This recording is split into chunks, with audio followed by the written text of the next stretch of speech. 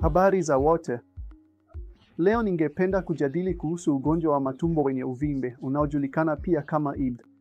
Ni mchanganyiko wa magonjwa mawili hasa, kolitisi ya vidonda na ugonjwa wa Crohn. IBD ni moja ya magonjwa yanayopatikana sana ambayo yamegunduliwa hivi karibuni kwa watu wengi. Ni baada tu ya kufanyiwa uchunguzi na kumuona daktari ndipo utaweza kupata jibu kama una ugonjwa wa matumbo wenye uvimbe au ni kitu kingine tofauti. Hivyo, kila unapogundua damu kwenye kinyesi chako, tafadhali hakikisha unamuona daktari mapema iwezekanavyo ili kupata majibu kama una ugonjwa wa matumbo wenye uvimbe au la. Damu kwenye kinyesi mara nyingi ni dalili ya kolitisi ya vidonda. Dalili nyingine zinazohusishwa na ugonjwa wa matumbo wenye uvimbe ni maumivu ya tumbo, kupoteza hamu ya kula na kupungua uzito.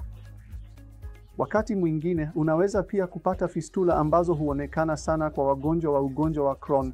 Matibabu ya IBD kwa kawaida yanahusisha matibabu ya hatua kwa hatua au matibabu ya kushuka hatua. Hapa India, mara nyingi tunatumia matibabu ya hatua kwa hatua ambapo matibabu huanza na dawa za kumeza na yanaweza kuendelea hadi dawa za sindano ambazo mara nyingi ni za kibiolojia.